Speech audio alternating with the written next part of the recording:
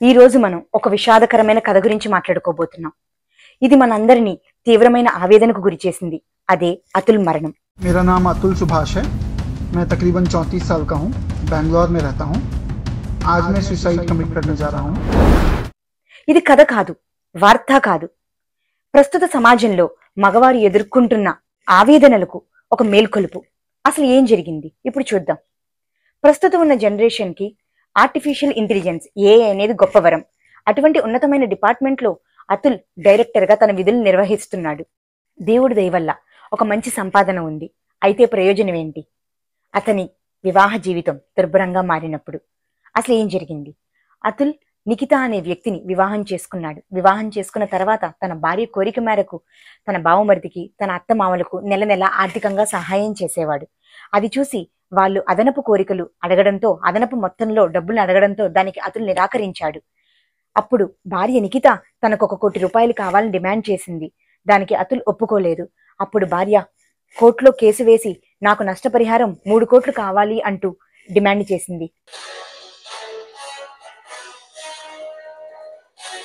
అప్పుడు దానికి అతుల్ నిరాకరించాడు. అతుల్ వాంగ్మూలం ప్రకారం జడ్జ్ ఎన్ని వాయిదాలు వేసినా ప్రతి వాయిదాకి తను బెంగళూరు నుంచి ఉత్తరప్రదేశ్కి, ఉత్తరప్రదేశ్ నుంచి బెంగళూరుకి తిరుగుతూనే ఉండేవాడు. తర్వాత ఒక పర్సనల్ మీట్ లో అతుల్ జడ్జితో నేను ఇన్నిసార్లు తిరగలేకపోతున్నాను, ఈ మానసిక క్షోభ పడలేకపోతున్నాను అంటే అప్పుడు జడ్జ్ ఎంతో కొంత డబ్బులు ఇచ్చి సెటిల్ చేసుకోవచ్చు కదా అని చెప్పింది. దానికి అతుల్ నా దగ్గర అంత మొత్తంలో డబ్బులు లేవు అని చెప్తే జడ్జ్ దానికి లేదు, నీ దగ్గర డబ్బులు ఉన్నాయి కాబట్టే వీళ్ళు అడుగుతున్నారు అని చెప్పింది. దానికి అతుల్ నిరాకరించి నా దగ్గర నిజంగా అంత డబ్బులు లేవు మేడం అంటే అయితే నాకు ఒక 5 లక్షలు ఇవ్వి, నాకు ఇస్తే నేను నీకు ఎంతవరకు తక్కువకి చేయాలో అంత తక్కువకి నీ కేసుని నేను క్లోజ్ చేస్తాను అని చెప్పింది. దానికి అప్పుడు అతుల్ లేదు, ఇవన్నీ ఫాల్స్ ఎలిగేషన్స్, నా మీద ఆరోపించినవన్నీ తప్పుడు ఆరోపణలు, నేను ఎందుకు డబ్బులు ఇవ్వాలి, నేను ఇవ్వనని చెప్పిన అతుల్ నిరాకరించాడు. ఇంత 5 లక్షలు చిన్న మొత్తం అయినప్పటికీ అతుల్ దాన్ని ఎందుకు నిరాకరించాడు అంటే నా సంపాదనని నేను ఇటువంటి వ్యక్తులకి ఎందుకు ఇవ్వాలి, నా మీద తప్పుడు అలిగేషన్స్ కి నేను ఎందుకు డబ్బులు ఇవ్వాలి అని చెప్పని దానికి నిరాకరించాడు. నాకు ఒక్క క్షణం ఏమనిపించింది అంటే న్యాయ వ్యవస్థ ఎక్కడికి వెళ్ళిపోతుంది అని అనిపించింది. ఒక్క క్షణం ఈ ప్లేస్ లో మనం రోబోట్స్ ని పెడితే ఎలా ఉంటుందని అనిపించింది. బట్ దానికి ఉండవలసిన లూప్ హోల్స్ దానికి ఉన్నాయి అనుకోండి. అతుల్ కథనం ప్రకారం ఈ కేసు 3 సంవత్సరాల నుంచి జరుగుతుంది.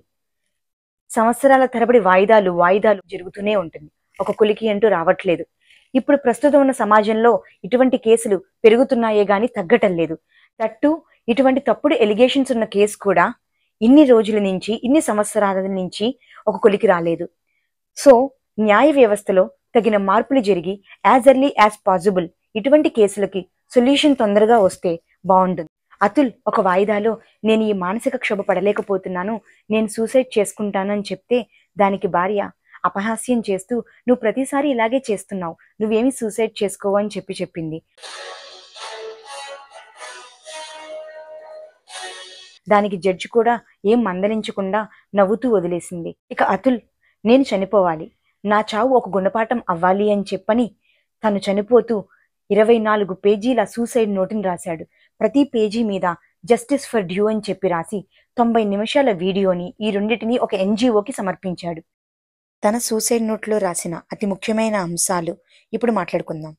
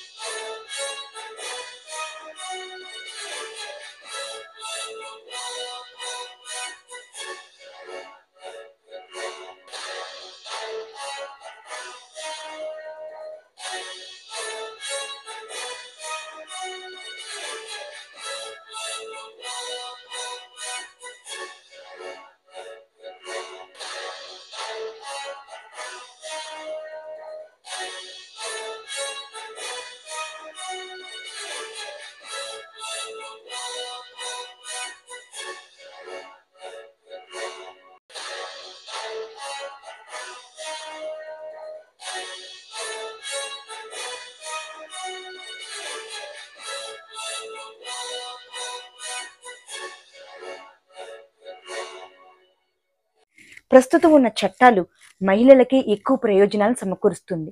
అది మహిళల కోసం యొక్క రక్షణకి మంచిదే, కానీ దాన్ని చాలా మంది దుర్వినియోగం చేస్తున్నారు. చట్టం ఇద్దరికీ సమతుల్యత, న్యాయం ఉండాలి. కానీ ప్రస్తుతం ఉన్న సమాజంలో చాలా మంది దాన్ని దుర్వినియోగం చేసే వాళ్ళే ఎక్కువ మంది అయిపోయారు. మీకు పక్కన వాళ్ళకి కానీ మీకు తెలిసిన వాళ్ళకి ఇటువంటి వాళ్ళకి ఎవరికైనా సమస్యలు ఉంటే హెల్ప్ లైన్ నెంబర్స్, ప్రొఫెషనల్ కౌన్సిలర్స్ని కాంటాక్ట్ అవ్వండి. ఒక మనిషి ఎంత మానసిక క్షోభకి గురి అయ్యింటే 24 పేజీల సూసైడ్ నోటుని రాసి ఉంటాడు. ప్రస్తుతం ఉన్న సమాజంలో ఏ ఒక్క సమస్య వచ్చినా ప్రతిదానికి మగవారిని దూషిస్తున్నారు. అలా కాకుండా రెండు వైపులా ఆలోచించి తగు నిర్ధారణకు రావాలి. ఇలాంటి సిచ్యువేషన్స్లో ఆ ఒక్క ఇండివిజువలే కాదు, ఆ ఫ్యామిలీస్ మొత్తం కూడా చాలా మెంటల్గా సఫర్ అవుతున్నారు. ఇప్పుడున్న సమాజంలో కొంతమంది భరణం కోసమే వివాహం చేసుకుంటున్నారు. భరణం ఇవ్వడం తప్పు కాదు, కానీ ఇలాంటి ఫ్రాడ్ ఎలిగేషన్స్ కాదు. ఇప్పటికీ కోర్టులో చాలా వేలల్లో, లక్షల్లో ఇలాంటి ఫ్రాడ్ ఎలిగేషన్ కేసులు ఇంకా ఒక్కొలికి రాకుండా ఉంటూనే ఉన్నాయి. ఈ సిచ్యువేషన్ తర్వాత అయినా సరే మెన్స్కి సపోర్ట్ చేస్తూ న్యాయ వ్యవస్థలో తగిన మార్పులు రావాలి అని చెప్పని ఆశిద్దాం. Now this is a time to rise a voice for men. Please justice for men. Thanks for watching the video. ఈ వీడియో చూసాక మీకు ఏమనిపించిందో మీ సపోర్ట్ని మీ కామెంట్ రూపంలో తెలియచేయండి. అండ్ ఇది న్యాయ వ్యవస్థకు చేరేదాకా please share the video. Thank you.